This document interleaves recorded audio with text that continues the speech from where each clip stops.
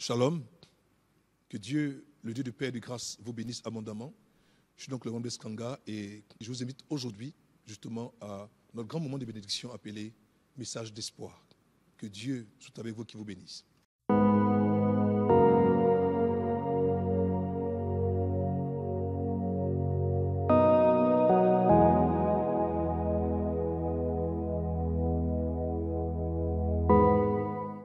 Soyez bénis pour vous qui nous suivez aujourd'hui à Message d'espoir.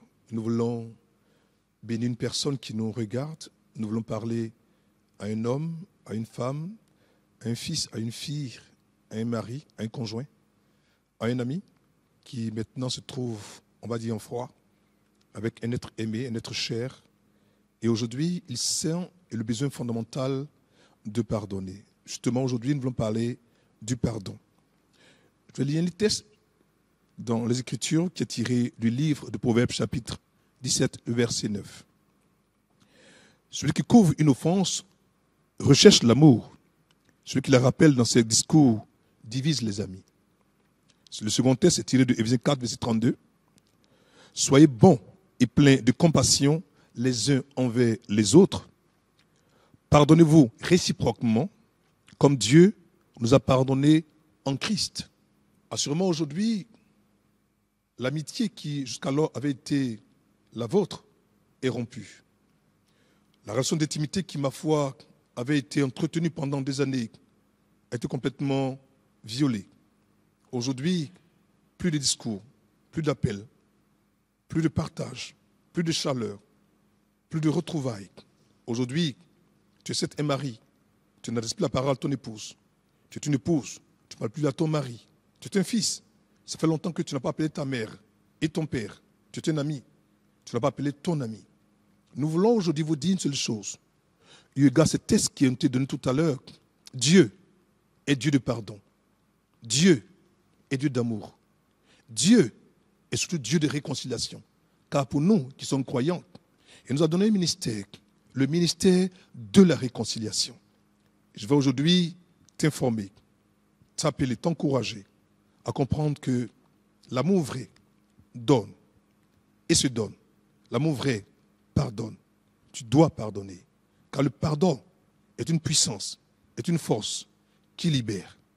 Je suis assuré que si aujourd'hui tu prends la décision de faire, oui, le premier pas, et que encore tu vas vers lui, tu vas vers elle, que tu essaies de pardonner, ton Dieu t'accompagnera, t'assistera, te fortifiera et t'encouragera. C'est un message que je veux aujourd'hui te donner et t'amener à le pratiquer, à le faire. Car le pardon est une force qui libère. Non seulement tu es toi-même libéré, mais ton frère, ta sœur, ton père, ta mère, ton ami ou ton conjoint sera aussi libéré. Recevez chez vous maintenant la puissance du pardon, d'amour de Jésus-Christ de Nazareth par son Esprit Saint, le Paraclétos. Nous voulons prier le Seigneur pour une personne qui, ma foi, a besoin de consolation intérieure et qui cherche désespérément l'attachement de Dieu.